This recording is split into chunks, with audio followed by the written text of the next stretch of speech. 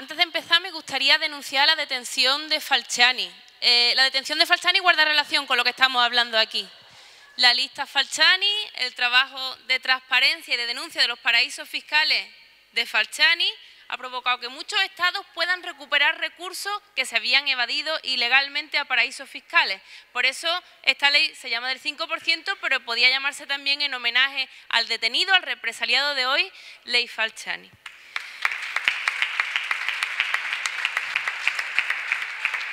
La segunda idea que quería trasladaros es que muchas veces desde la sociedad se demanda un gran acuerdo de los partidos políticos por un gran pacto educativo. Y mi respuesta a esa apelación, a esa demanda, yo soy y debemos ser, ¿no?, de escuchar las demandas sociales, pero con toda sinceridad mi respuesta a esa demanda tiene que ser que no, y os voy a explicar por qué.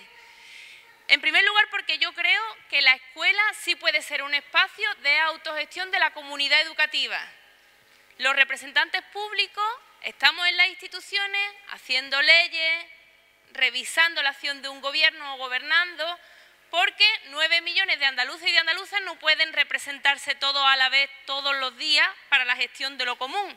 Para eso están los representantes, y los representantes se presentan con un programa político dentro de un partido que la gente vota cada 4 años. Pero no hay que hacer de la necesidad virtud. En el caso de la comunidad educativa podría perfectamente, y estamos caminando en la dirección contraria, articular mecanismos de participación y de democracia que la hicieran autogestionada, donde profesores, padres y madres, alumnado, servicios que necesita la escuela, barrios, municipios, puedan tomar decisiones sobre qué sistema educativo nos conviene. Cuando haya un acuerdo social por la educación, los partidos políticos lo que tendremos que hacer será votarlo por unanimidad, pero no un acuerdo entre partidos políticos, por un segundo motivo que os voy a exponer.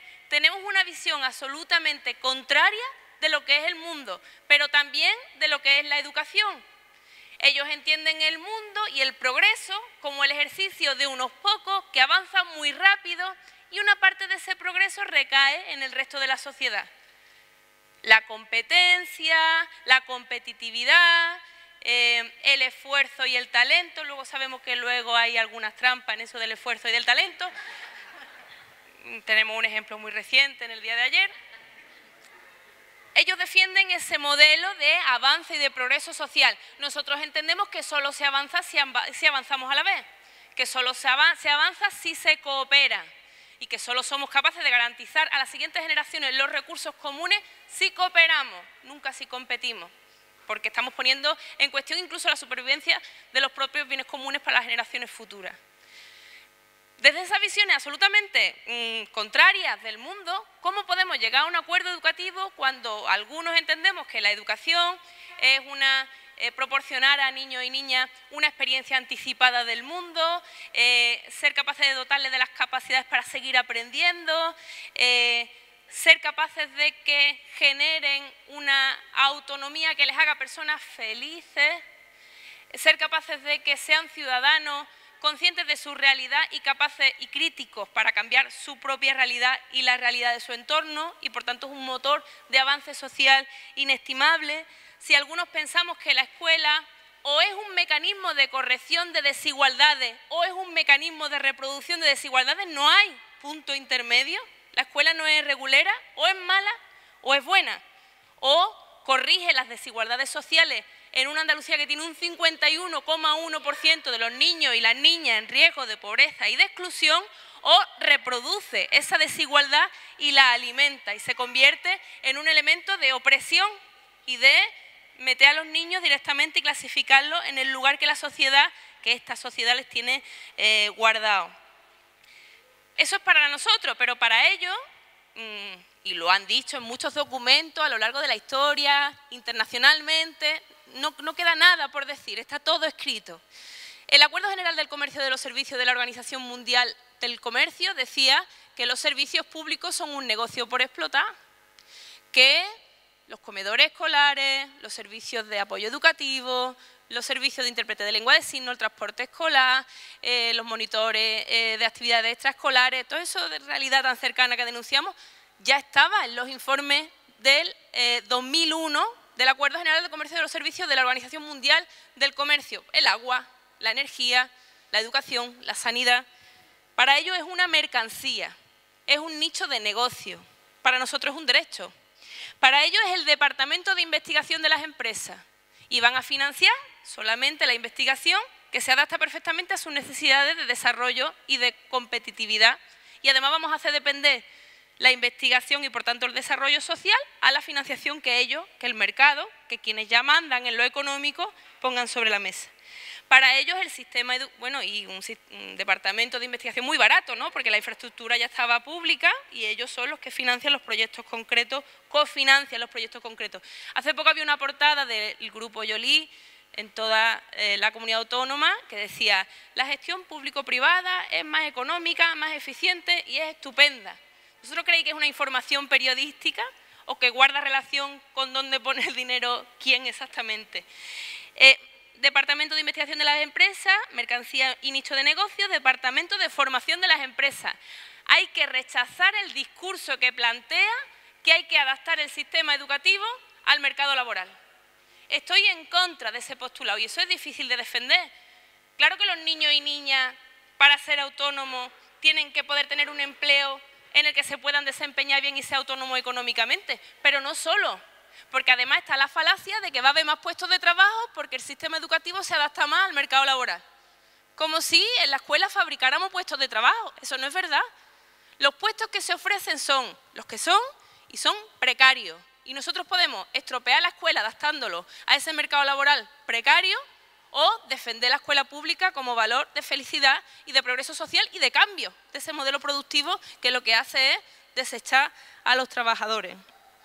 Y en cuarto lugar, para ellos es también un aparato de reproducción social e ideológica. Para ellos, los conciertos educativos no son solo porque los lleva la Iglesia y porque son más bien de derechas, conservadores y demás, que también, en el caso del PP. Hay quien dice, el PP es un poquito mejor que Ciudadanos porque por lo menos son cristianos y tienen mala conciencia, ¿no? Pero Ciudadanos es el mercado, es el único Dios, ¿no? Imaginaos que elimináramos toda esa parte de la derecha, ultracatólica, 40 años del franquismo y todo esto que ya conocemos. Ellos entienden el progreso, y estoy hablando de PP, de Ciudadanos y de por la vía de los hechos, en algunos casos también el Partido Socialista, como el progreso de unos pocos, os decía antes, que luego algo recae en el progreso social de los demás. Por eso decía antes que la escuela puede ser el mejor lugar del mundo o el peor lugar del mundo. ¿Cómo consensuar una ley educativa con estos planteamientos de partida tan opuestos? Por tanto, sí, una ley de consenso, sí, una ley que dure más años de lo que duran últimamente las anteriores, que llevamos 7 en la democracia. Es una lata, ¿no? Para los opositores, para los docentes, para todo el mundo es una lata estudiarse una ley nueva. Pero esa ley tendrá que venir del acuerdo de la comunidad educativa y tenemos precedentes de otras leyes en las que la comunidad educativa ha tenido mucho que decir. Y no es la LOMCE, desde luego, y no es tampoco la LOE. Son procesos anteriores de participación de la comunidad educativa y me estoy acordando de la LOSE, tan defenestrada por los medios de la derecha y por los medios conservadores. Recuperar experiencias como esa y mejorarlas creo que son importantes corrigiendo los errores. Contextos de recortes que no podemos tragarnos y que hay que seguir recordando. Se sacaron unos gráficos maravillosos en el 15M que explicaban el rescate bancario.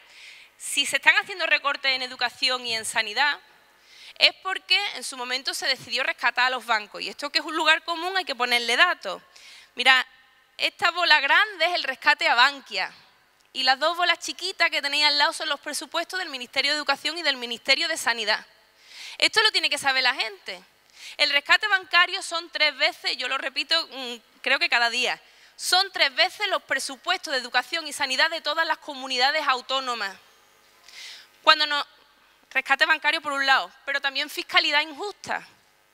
Ahora nos están vendiendo que el problema de los jubilados se arregla con rebajas fiscales. Una rebaja fiscal no es recuperar derechos ni poder adquisitivo de las pensiones, es restarle la educación y la sanidad de sus abuelos y la educación de sus hijos. Cuando desgravamos, porque compramos una vivienda, cuando desgravan quienes tienen pérdidas empresariales, eso es robarnos la educación y esos son salarios indirectos. Nos están, por un lado, justificando que los jubilados van a tener más poder adquisitivo porque van a tener que pagar menos impuestos cuando le están robando el sistema de dependencia que les va a tener que cuidar. y el sistema sanitario. Por tanto, no hay que caer tampoco en la falacia de las rebajas fiscales. Ese contexto de recorte explicó que hicieran una de las cosas que hoy, hace poco, cayó ese argumento, y es el argumento de las 35 horas del gobierno de Rajoy, que cuando se acabó con ello a nivel estatal, pues aquí se tuvo que aplicar un aumento de 2 horas a los profesores de educación secundaria como consecuencia de los recortes de Rajoy. 4.500 plazas desaparecen por decreto en la comunidad educativa en Andalucía en secundaria, y ahora resulta que aprobamos un decreto de 35 horas que nos recurre el Constitucional y se busca una solución imaginativa, que es pues la formación. Lo decíamos entonces en las movilizaciones, podéis evitar esos 4.500 despidos diciendo que las tutorías son horarios lectivos, que hay un montón de horas que se emplean que no son horarios y se pueden incorporar como horario lectivo, y ellos decían que no se podía hacer, y lo hacen varios años después y no nos vamos a acordar y no se lo vamos a recordar, que ellos han recortado también como el que más, que han sido dignos alumnos de Mariano Rajoy en política de recorte. La anomalía de partida de los conciertos educativos. Esto también es una batalla ideológica de primer orden. En Cádiz se hizo una campaña en defensa de la escuela pública desde el ayuntamiento. Se mandó a todos los padres y madres que tenían a sus niños en edad de incorporarse por primera vez al sistema educativo la lista de colegios que había, con los servicios que ofrecían, invitándolos y animándolos a participar en la escuela pública, con cartelería específica en los autobuses, en las pantallas LED que puso Teófila Martínez en su momento, que son estupendas de grandes, pues ahora se hace promoción de la escuela pública. ¿Qué ha hecho la Concertada? Una campaña que es 10 veces más potente.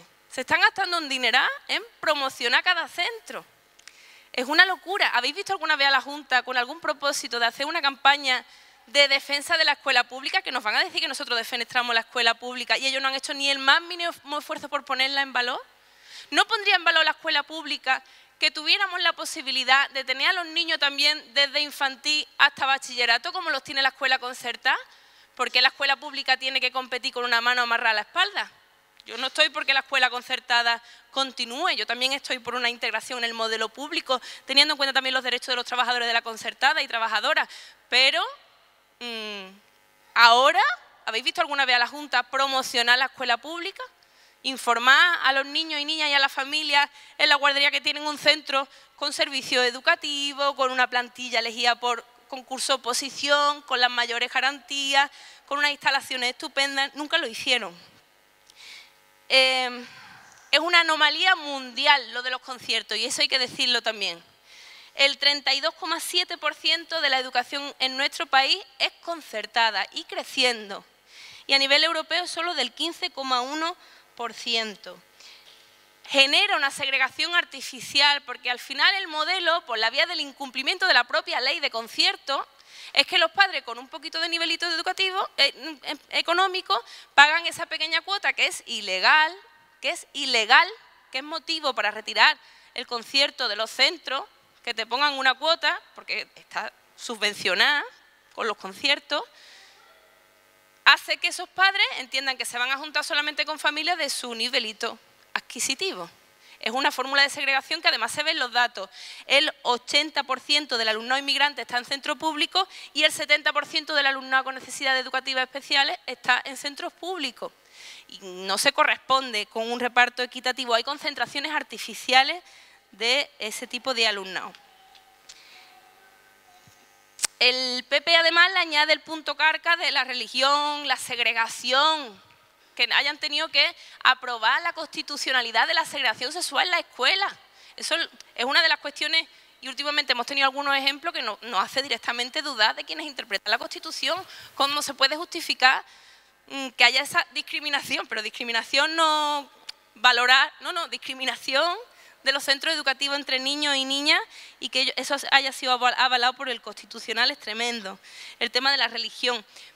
Pero el Partido Socialista, con un cierto complejo de no adaptarse a la modernidad de una escuela que tiene que ser una escuela mercantilizada, también ha introducido en Andalucía mecanismos que guardan mucha relación y que incluso son anteriores a la LOMCE. Las pruebas de escala y las pruebas de diagnóstico se parecen mucho a la reválida, tal y como se plantearon al principio en la LOMCE. No confiamos en el profesor, Bueno, para empezar, los exámenes son lo más importante, la nota numérica que se saque en concreto en una determinada materia un solo día. Acabamos con la evaluación continua, no nos fiamos del profesor que está dando clase a los niños y por tanto buscamos un modelo de evaluación externa y lo hacemos además pues, para en función de unos resultados numéricos supuestamente mejorar la escuela. Otra de las premisas que no hay que aceptar, el informe PISA, ni PISA ni piso. El informe PISA no es un requisito para evaluar nuestra escuela, porque el informe PISA lo hace la OCDE, que es una organización que agrupa a los países más ricos del mundo y cuyos objetivos son meramente comerciales. Y porque el informe PISA, que evalúa tres competencias, comprensión lectora, alfabetización matemática y alfabetización científica. Jorge Torres describía lo que no mide PISA. A PISA le da igual la literatura, la educación artística, la educación musical, la educación deportiva, la historia, la ética, la filosofía, los propios contenidos que se enseñan habitualmente, por cierto, en la escuela. Le importa muy poco la educación para la salud, le importa muy poco la educación ambiental, la educación afectivo-sexual, la educación para el consumo, una lista enorme de cosas que PISA no evalúa. Por tanto, no hay que aceptar a PISA como requisito. ¿Sabéis cuál es la cuarta competencia que quieren introducir en PISA? La educación financiera. La educación financiera, y además la justificación es la siguiente. Las familias van a tener que tomar decisiones cada vez más importantes sobre inversiones en tres ámbitos. Planes de pensiones, mantenimiento de la salud de sus padres y de la educación de sus hijos. Habría que pensar, dice Jorge Torres, si había una falta de finanzas en todo esto de la crisis o una falta de ética, que es lo que sí han ido suprimiendo de los contenidos. ¿Sabéis quién va a elaborar o quién está ya elaborando los contenidos de esa cuarta competencia que es educación financiera? La Comisión Nacional del Mercado de Valores, el Banco de España y el Ministerio de Educación. Eso es lo que nos viene. Otra cosa que también nos defiende Ciudadanos a capa y espada, y es uno de los discursos que también hay que saber combatir. La FP dual, ese mecanismo, Alemania está muy bien para muchas cosas, pero para el sistema educativo no. Y la FP dual en Alemania sirve, y lo sabe todo el mundo, para que las empresas se ahorren las cotizaciones a la seguridad social y se ahorren determinados gastos los trabajadores, y por otro lado, para que los alumnos y alumnas estén preparados exactamente para lo que necesita la empresa en un momento dado. Los cambios tecnológicos son muy rápidos y, por tanto, si nuestros niños solo aprenden lo que necesita en ese momento una empresa determinada y no adquiere conocimientos generales, no va a poder inventar, no va a poder innovar, no se va a poder adaptar a cambios tecnológicos más puntuales y, por tanto, es un mecanismo que lo que hace son trabajadores de usar y tirar, porque esta escuela genera dos vías, una fábrica de precarios y dos, una escuela de élite. No podemos llegar a un acuerdo con quienes defienden esta escuela. Está en manos, y esta es la última idea que os quiero trasladar, de todos y todas parar esto. No está en manos solo ni mucho menos de las organizaciones políticas, y soy representante de una organización política. No está en manos de las organizaciones sindicales, y soy sindicalista, orgullosa de usted en este caso. Está en manos de la comunidad educativa, que se empodera y se organiza. Y la ultimísima cosa ya, quienes peleáis cotidianamente por algo y veis que un día son 3 personas, otro día son 4, otro día resulta que hay acuerdo de la gente, pero luego no van a la manifestación. Pero recordad siempre que estáis sentando las bases de la siguiente gran movilización. Y cuando menos nos lo esperamos, de repente salen a la calle millones de personas a reivindicar cambios tan profundos como las movilizaciones que hemos visto hace poco en el 8M. Había muchas mujeres, poquitas, que se han reunido muchas veces antes para que hubiera una movilización como la del 8M, o la de los pensionistas. Había muchos abuelos y abuelas reuniéndose poquito en las plazas, en las calles, con un megáfono para que hubiera esa movilización masiva. Por tanto, que no nos aburran, que merece la pena, que es también nuestra forma de ser felices, la militancia, encontrarnos con otros compañeros y compañeras que ven el mundo de la misma manera que nosotros y nosotras, y que no podemos renunciar a esa lucha. Muchas gracias.